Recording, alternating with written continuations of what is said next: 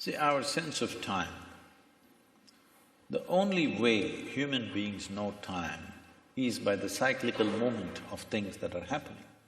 If the earth spins once, we call it a day. If the moon goes around the earth, we call it a month. If the planet goes around the sun, we call it a year. Or if the clock goes around, we call it an hour.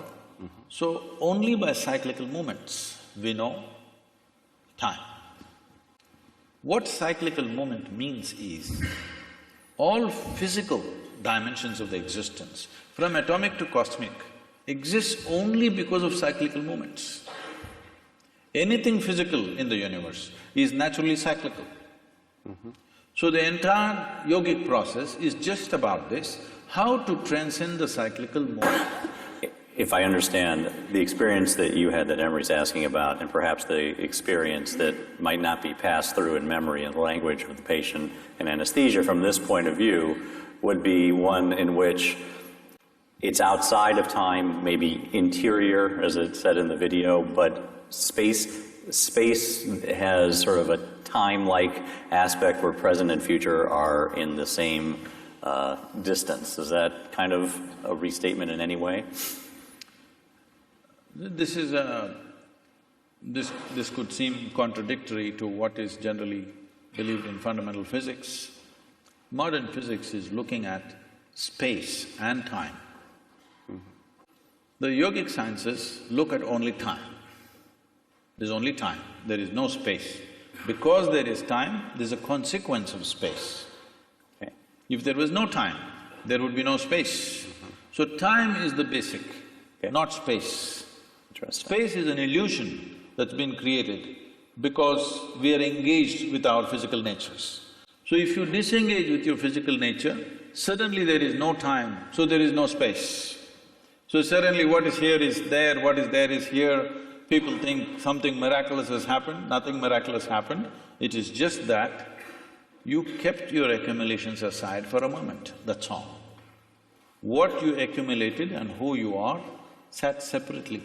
The very basic program, what we're teaching as inner engineering is just this. What we're training people for is, if they sit down here, body is here, what you call as your mind is somewhere else, what is you seems to be little away.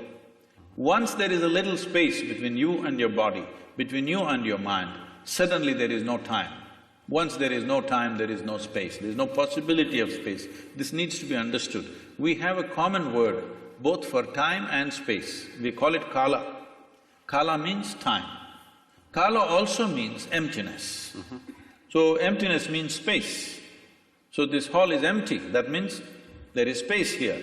We say when the hall is full, we say there is no space here, that's what we mean in a simplistic way.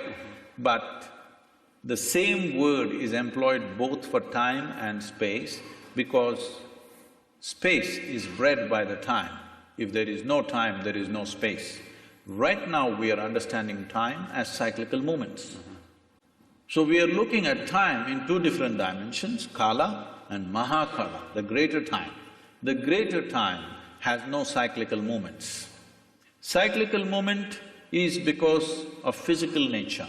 Because of physical nature, there is time in terms of birth and death, in terms of initiation and expiry of everything that happens. Every atom, every electron, every proton, somewhere has an age. Even the very planets and the solar system and the sun has an age. Sometime it is begun and sometime it's going to end. Whether it's going to be a bang or it peters out is is something we can debate. Sure. But physicality is not perpetual. It begins and ends. Because of that, we are looking at time in that sense. But there is time beyond cyclical nature. This we call Mahakala.